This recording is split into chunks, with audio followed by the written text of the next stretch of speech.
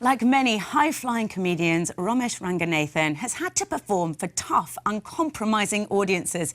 In his case, a holiday camp at the age of 8. Since then, he's done all right for himself and has become a fixture on several top TV shows, like Mock the Week. Category is sport. The answer is 264. What is the question? Is it the number of back-to-school photos of our kids my wife posted up this morning? Each one more delightful than the last. I'm just like, the second one ain't even that good looking. Do you know what I mean? Just... When did it start? When did you discover that you enjoyed telling jokes? Well, I did used to do impressions of my mum and dad. Did they enjoy that or not so much? They loved it. They used to have, like, parties. And then when everyone was gathered together, my mum would say, Romy, do the thing where I tell you off, do it. And then she'd bring me out, like me and my brother had to do like performances for the... I say performance, it's literally one line, and then like everyone would go, oh, that's so good. Did you do one of your dad? I did, but I don't know why my dad's one didn't land as well, do you know what I mean? Like, yeah, was that your first experience of tanking? Yeah, it was, yeah. Where was the first place you did your stand-up? It was Pontin's holiday camp. I was up against a kid playing a kazoo. It was awful. It's not a lot of competition, is it? I mean, I love a kazoo, but it's not, you know, I wouldn't have thought you'd be worried about that. Well, the thing is that I did the set and it was awful, and I'd stolen most of the material. I had this book, 3001 Jokes for Kids, and most of the stuff was taken from that. Did you win? Did you win the contest? I've just told you who else was in it, right? Of course I won. Yes, I won. Why would I tell this story if I didn't win that competition? Yeah. Let's go back to you being a maths teacher for 2 decades, amongst other things. All teachers have a go at something else because helping children isn't satisfying enough. So they were like a member of a band or something like that. So I thought I'm just going to have a go at stand-up. So I just sort of, I didn't know how it worked. You sort of think, oh yeah, well I'm funny, you know. I mean, like, I make people laugh all the time. I used to smash those Sri Lankan parties in Crawley when I was growing up. So why not give it a go? So you called up and you said, I want to do this. So they said, you've got to have done, I can't remember, 20, 25 gigs. Yeah. And I said, I've done that. Did you really? I wrote a set. Yeah. Did you steal jokes from a book? No, it was all my own material. How did that go down? Not well. How did you go from there to a career in comedy? I spoke to somebody after the gig, and he said, oh, how long have we been going? And I said, oh, actually, that was my first gig. I revealed the truth. I thought it'd be amazing. Yeah. Oh, my God, that was your first gig. Wow, You're the future of comedy. That was amazing. Yeah. And he said, you're very confident. And he said, but you didn't tell a single joke. Now that you've got a really amazing career, is there a comedy show you particularly enjoy at the moment? Because it does seem to me that you're on all of them.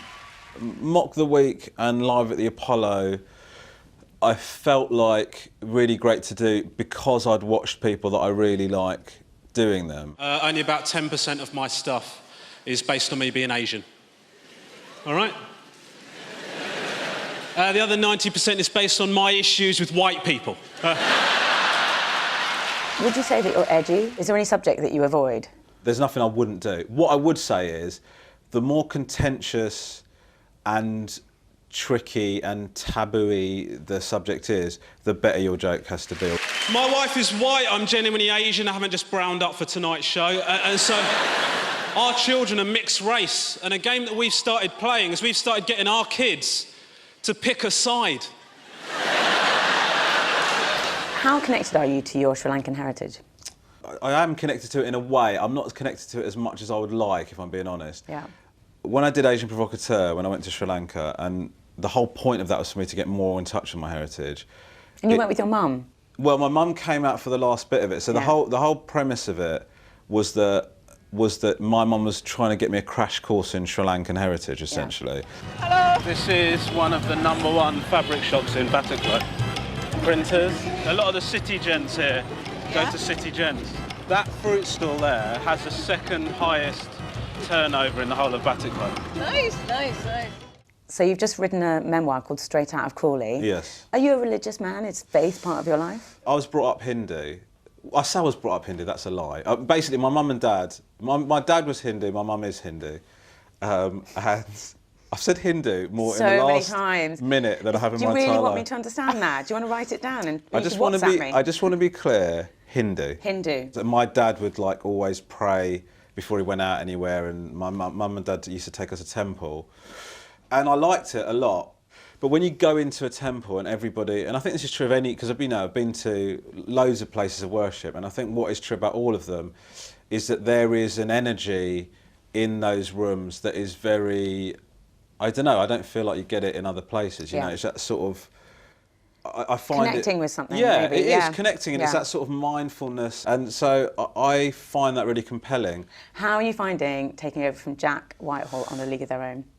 I was nervous because Jack is so good on that show, was so good on that show, and people loved him and still do love him. It's not an epitaph, he's not dead. No, but in a way it would have been easier if he had been, because then there's a real reason for me to replace him. Romesh, if you could start all over again, who would you want to be? I would actually, genuinely, I'd like to be me, but attractive. No. Honey, you've got to stop hating yourself because you are fabulous. I feel like once you've peaked in comedy, I think you should try the kazoo, and that should be your next career. That's when you know it's over. If I'm back on this, and you say to me, so this kazoo direction you're taking, that's when you know I'm just pretending that my heart's still in this, and I'm just waiting for the end. Okay, it's good to know. Thank you. Thank you. Thank you. Romesh Ranganathan and his lifelong fascination with kazoo playing.